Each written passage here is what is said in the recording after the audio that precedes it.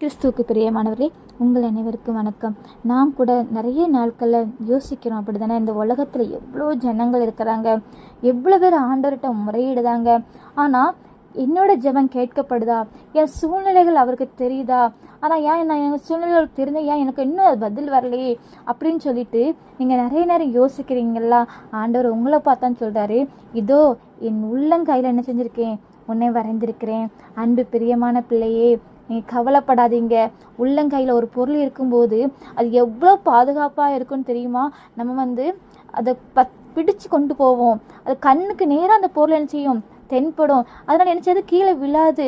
ஒரு ரோட்டை க்ராஸ் பண்ணும்போது கூட நம்மளோட பிள்ளைகளையோ நம்ம என்ன செய்வோம், அந்த உள்ளங்கையில் பிடிச்சு கொண்டு என்ன செய்வோம், க்ராஸ் பண்ணுவோம். ஏன்னா அந்த கை பிடிச்சு அரவணைப்பு அவ்வளோ ஒரு சேஃப்டி, பாதுகாப்புன்னு சொல்லி நம்ம என்ன செய்வோம், கூட்டிகிட்டு போகிறோம். அதே போல தான் ஏசப்பா இன்னைக்கு உன்னை உள்ளங்கையில் வரைஞ்சிருக்கிறாரு. வரைஞ்சனால நீ மிகவும் பாதுகாப்பாக இருக்கிற அன்பு பிள்ளையே. உனக்கு இப்போ இருக்கிற அந்த சூழ்நிலை கண்டு நீ என்ன செய்யாத, பயப்படாத, திகையாத. உன் சூழ்நிலையை அடுத்த நிமிடம் அவர் என்ன செய்ய மாற்ற அவர் வல்லவராக இருக்கிறாரு. நீ விசுவாசிக்கணும். ஏசப்பாவோட உள்ளங்கையில் நான் இருக்கிறேன், பாதுகாப்பாக தான் இருக்கிறேன், எனக்கு எந்த தீமையும் நேரிடான்னு சொல்லி நீ அவர்கிட்ட உண்மையாக நம்பி விசுவாசிக்கும் பொழுது அவர் நிச்சயமாக உன்னை என்ன செய்ய போகிறாரு, ஆசீர்வதிக்க போகிறாரு. அதனால் பயப்படாதீங்க. இந்த வசனத்தை பிடிச்சு கொள்ளுங்க.